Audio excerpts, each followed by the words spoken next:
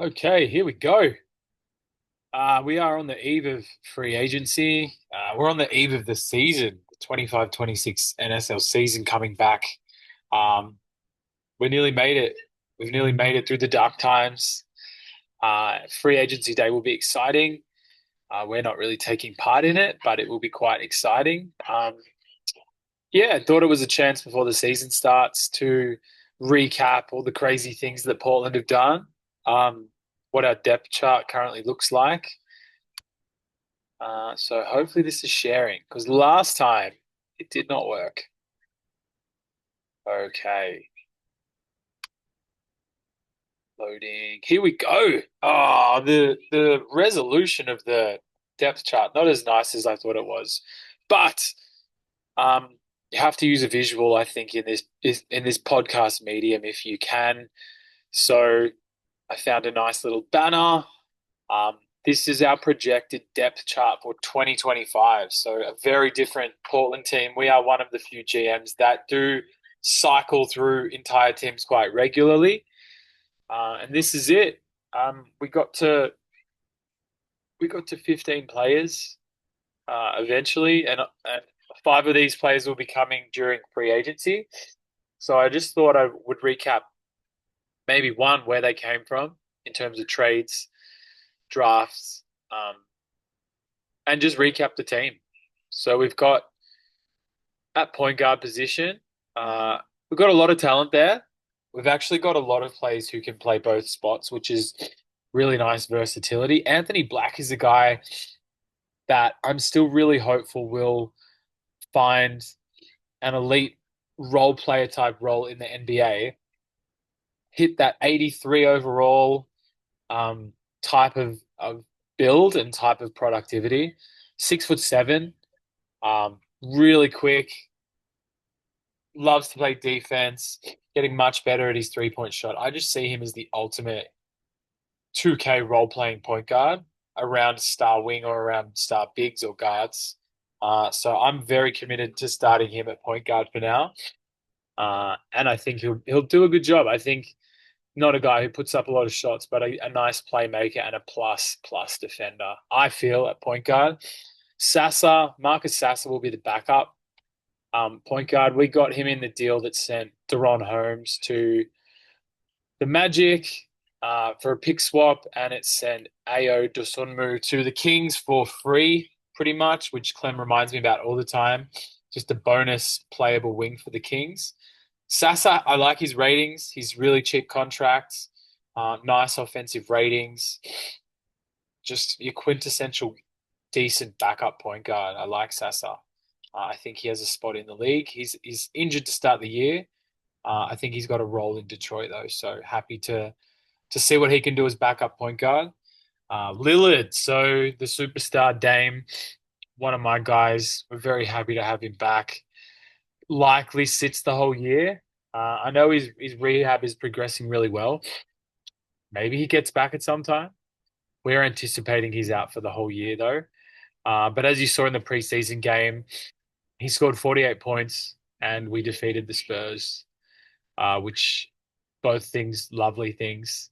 And hopefully proving my theory right that even though a lot of time and injured time will pass um, from when he's last played in the NSL and the NBA, I think 2K will still retain his star qualities, which is what I'm banking on because next in a year's time, we are all in and we are trying to win games again because we will be churning out some of these younger pieces for more consolidated win now, guys. So he's a big part of our future plans, Dame, and I love that he's our starting point guard when everybody's healthy. Shooting guard, our prize rookie. So we traded Trey Johnson, um, Pon Knipple, I think, Derek Queen, and Nolan Traore for Harper. So it's a lot of juice to send out, but the goal was to leave the draft with the most talented guys. So I had to just put up whatever the cost was going to be, to walk away with Harper as one of those two guys. was really exciting, and he looks incredible in the NBA. He's hurt as well. I've got a lot of injuries at the moment. Harper is hurt, but he looks like a future superstar, someone who Portland won't be trading. Not anytime soon, or not unless we get offered Luka or Wemby or Giannis or somebody like that. Andrew Nemhard, he's coming across from the Bucks. We are sending Brandon Ingram to Milwaukee for um, Nemhard, Wiggins, and a 2030 first round pick and a 2030 second round pick. And we're also sending Kyle Anderson to Milwaukee, which is why you don't see him on the depth chart. So I think a mutually beneficial deal. Yes, we take a big talent hit, um, but it just allows us to keep flexibility, push the window further back, flexibility in terms of salary as well. It gives us two smaller salaries to split up, and we'll talk about that a little bit more when we get to the forwards. Craig Porter Jr. came across in a deal much earlier in the preseason. Um, Decent athleticism. He's probably a backup point guard, ideally. He's just cheap depth. He'll get some burn early because, as I said, we have lots of injuries at the moment. Um, Small forward. So here we go. So Brandon Miller, a guy we really like. He came across from Detroit uh, much earlier in the preseason for Jaden Ivey and for Musa Diabate, who is the center for the Charlotte Hornets. Um, yes, so Miller, another person who's really injured at the moment in the second game of the season. He potentially dislocated his shoulder or tore some ligaments in his shoulder. Terrible news. Um, yeah, real injury bug to start the year because I was looking forward to giving him massive burn at small forward, but they're still not sure when he'll be back. So he's going to miss the first few weeks at least. But Miller projects to be a great scoring wing going forward in his career, and has the tools to be a good defender too. So fingers crossed he can be that high 80s, mid to high 80s guy, and dominate scoring in 2K. Brandon Clark. So Clark and Toppin we are getting from Toronto. We received Andrew Wiggins from the Bucks in the Ingram deal, and then Wiggins has been rerouted for Brandon Clark, Obi Toppin, and 2030 first round pick swap rights. So we are able to swap picks, one of our 2030 picks with the Raptors and Dill's pick if we see fit, if there is any appeal in that for us. So we've taken a talent hit. There's value in splitting the pieces up again because it provides us with great depth and more flexibility. But definite talent hit. And if the pick swap doesn't convey, then that's probably we've probably taken a loss there. But um, it's another building year, so we can roll the dice a little bit on some maybe future gains. Um, and just gives us a bit more pick control as well. So Clark, yeah, he's got the small forward eligibility. I think he'll end up on a contender. I think he's too useful as a cheap elite role player with the defense he can provide. Um, but at the moment, he's our backup small forward when he is healthy. He's also injured. Max Strus, speaking of injured, he's really good in 2K now. He didn't miss in the preseason sim last year. He was a flamethrower from three, so he gets some knocks for his lack of athleticism or his average athleticism, but he's a sniper. And he's just luxury depth as a third small forward. He can play three positions, but he's out. He had shoulder surgery, so he's out a long time. We probably won't see him until 2026, towards the end of the season.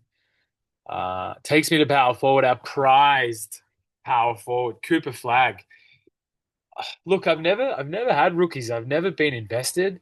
Um, but man, there's hype for Flag that some hype for Flag that um yeah, a bit of glazing and maybe a bit over the top hype to tap into all that popularity. But then on the flip side, lots of hating and lots of haters um calling him a bust, linking him to the Luka deal, which he'll probably be linked to forever, unfortunately. So lots of pressure on Cooper Flag at the moment. His Mavericks team in NBA are bad. Um, I'm busy. His Mavericks team really struggling, and yeah, a lot's going to fall on him. And hopefully, they start putting him in a better position to play his role. They've messed around with his role a little bit, like point guard. But as the Mavericks are trying to figure themselves out as well, and Coop's just trying to find his feet. So I don't know what his ceiling is, but he seems to care so much about winning.